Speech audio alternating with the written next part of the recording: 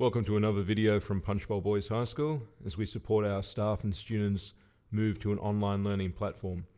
Today we're going to have a video on how to use Zoom as a teacher to set up online live meetings with your class and also for faculties to coordinate across the school when observing social distancing. So the first thing we're going to do is from your search engine, type in zoom.us. It'll bring you to this screen that'll pop up in a moment. Now the first thing you'll need to do is to click on this blue button which says sign up, it's free. You hit that and you put in your DOE email address and click this blue button which says sign up. Zoom will then send you an activation code where you'll choose a password to sign up to your account. What I'm going to do is just sign into my pre-existing account, one we prepared earlier.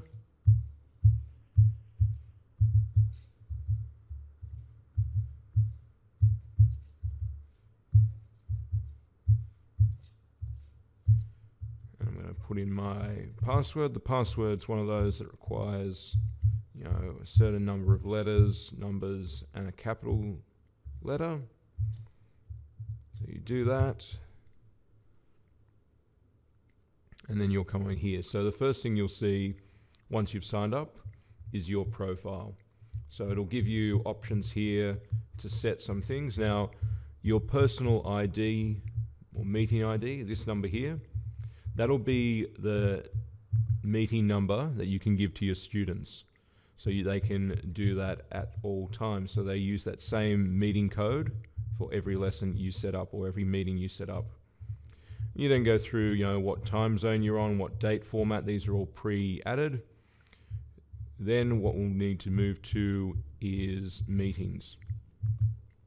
So in meetings, it'll set up for you this button here, schedule a new meeting. So you can see below here, I've already got set up my Year 12 English class for later today. And I can click on start when I'm ready to set that meeting up. Okay, so I can schedule meetings, previous meetings, so I can look at what I've done previously, and then there's templates as well. So what we're going to do, I'm going to show you how to schedule a new meeting. So we're going to click on this blue button here,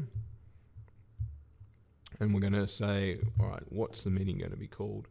So again, I'm just going to label it nice and clearly for my class. So I'm just going to put the class title, the optional description we'll leave as optional.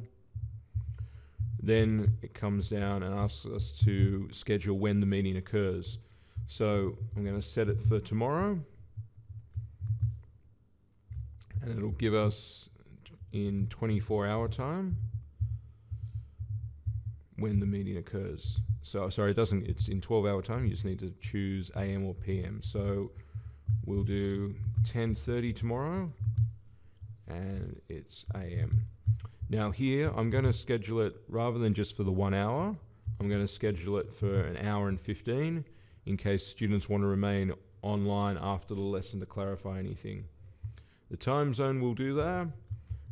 Now, if you're going to meet regularly, so for a faculty meeting, perhaps every week, you can click on recurring meeting, and it'll give you those options to make a meeting occur over time. It doesn't have, unfortunately, fortnightly, so we can't sort of exactly put it down for our timetable.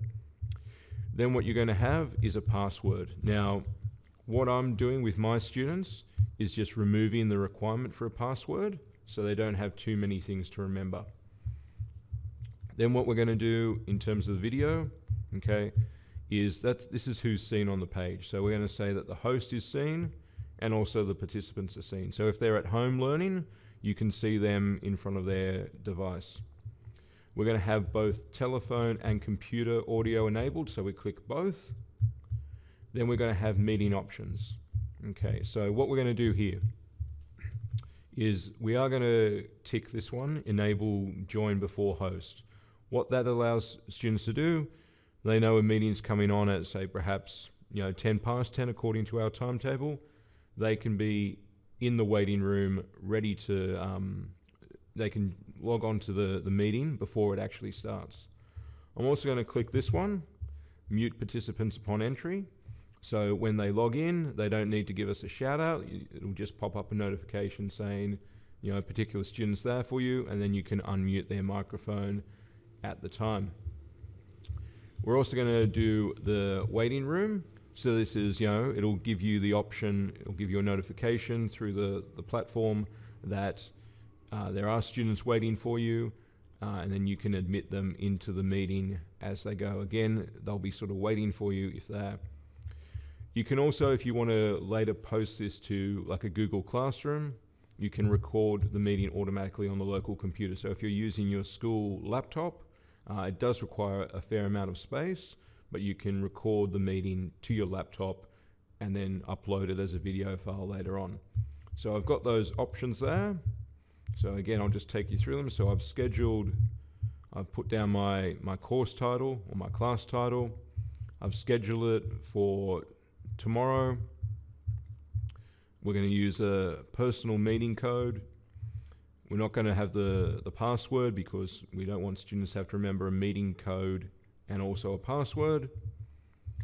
We've got the host and participant video.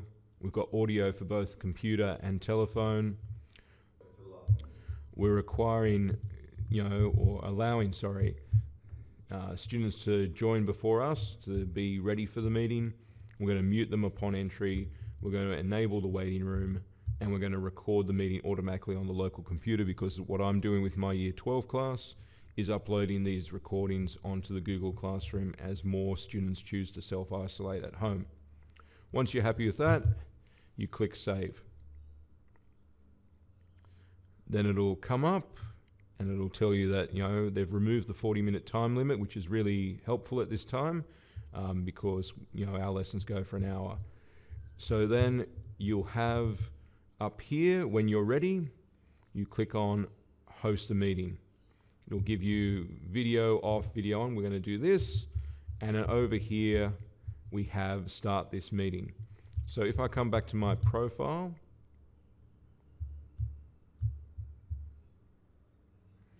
again, you'll see that I've got all my details. This is my personal meeting code. Okay, and I've got all my details there. So what we're going to do, if we come back into meetings, you can see now I've got my 2 meetings set up. So when I'm ready to start a meeting, I click Start, and then from there we'll be able to, with your laptop camera, you'll be able to record yourself. The options are also on Zoom to share screen. So if you've got a PowerPoint presentation you're doing with your students, you can click Share the PowerPoint, and then that'll come up and everyone will see the PowerPoint rather than you presenting. They'll just hear the audio and be able to follow along upon the PowerPoint. What we're encouraging staff to do is to schedule a meeting, play around with the software, see how it works for you and your students best. Our students who have been accessing it are reporting that it's working quite well for them at home, and we'll work through any technical difficulties together as a staff. Thank you very much, and we look forward to bringing you more videos from Punchbowl Boys High School as we continue to support our community move towards an online learning process. Thank you.